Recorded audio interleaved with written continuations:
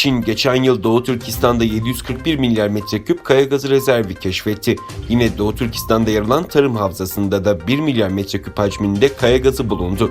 Çin Ulusal Petrol Kurumu 2019 yılında rekor düzeyde petrol ve gaz rezervleri bulunduğunu açıkladı. 2019 yılında petrol sahasında toplam 640 bin ton petrol üretildiğini belirten Çin Ulusal Petrol Kurumu, yan kuruluşu Petrol China'nın başkan yardımcısı Li Luguang, üretimin yakın gelecekte yıllık 3 milyon tona ulaşmasını beklediğini belirtti. Şirket ayrıca Çin'in Sincan diye adlandırdığı Doğu Türkistan'da keşfedilen 741 milyar metreküp kaya gazı rezervinin olduğunu da açıkladı. Ancak Çinli yetkililer Doğu Türkistan'daki soykırım ve sömürü politikalarını toplama kamplarında milyonlarca Türk Müslümanı gözaltına alarak sürdürüyor.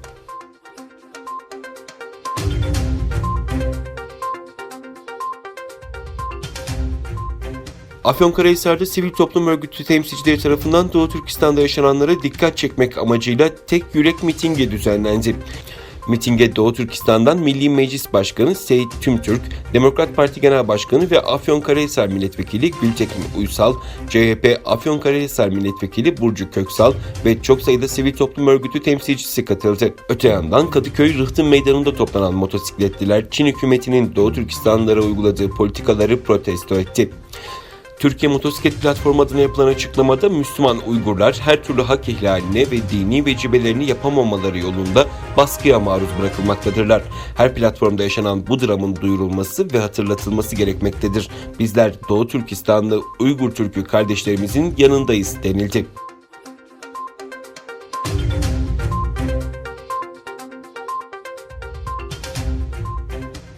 Dünya şampiyonu Çeçen boksör Artur Beterbiev, Çinli rakibi Meng Fanlong'la Çin'de yapacağı ünvan koruma maçına çıkmama kararı aldı. Çeçen boksör Artur Beterbiev, Doğu Türkistan'da Çin zulmüne maruz kalan Müslüman Uygur Türkleri için Çin'deki kemeri savunma maçına çıkmama kararı aldı. IBF ve WBC hafif ağır siklet dünya şampiyonu Müslüman Artur Beterbiev, Çinli rakibi Meng Fanlong'la mecburi ünvan koruma maçında karşı karşıya gelecekti.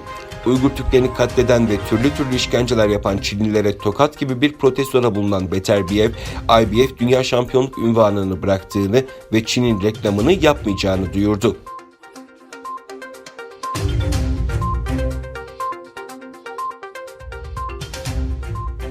Çin'de nedeni henüz belirlenemeyen ve şiddetli akut solunum yolu sendromuna yani SARS'a benzetilen gizemli solunum yolu hastalığında vaka sayısı 59'a yükseldi.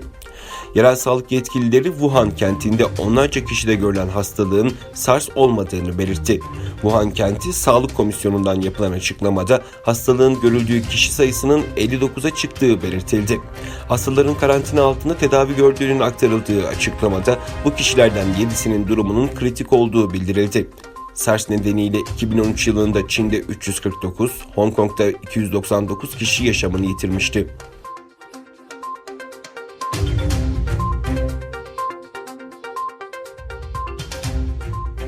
İran hükümetinden yapılan yazıda açıklamada Tahran yönetiminin nükleer anlaşmadaki tüm taahhütleri askıya aldığı belirtildi. İran yönetiminin Uluslararası Atom Enerjisi Ajansı ile çalışmaya devam edeceği belirtilen açıklamada yaptırımların kalkması ve menfaatlerin temin edilmesi halinde Tahran yönetiminin anlaşmaya dönmeye hazır olduğu bildirildi. Öte yandan İran Ulusal Güvenlik Yüksek Konseyi Genel Sekreteri Ali Şemhani, Devrim Muhafızları Ordusu'na bağlı Kudüs Gücü Komutanı Kasım Süleymani'yi öldüren ABD'ye kesinlikle askeri karşılık vereceklerini söyledi. ABD Başkanı Trump ise İran'ın saldırması durumunda 52 hedefi vuracaklarını açıkladı. Ayrıca Avrupa Birliği Dış İlişkiler ve Güvenlik Politikası Yüksek Temsilcisi Josep Borrell, İran Dışişleri Bakanı Cevat Zarif'i Brüksel'e davet etti.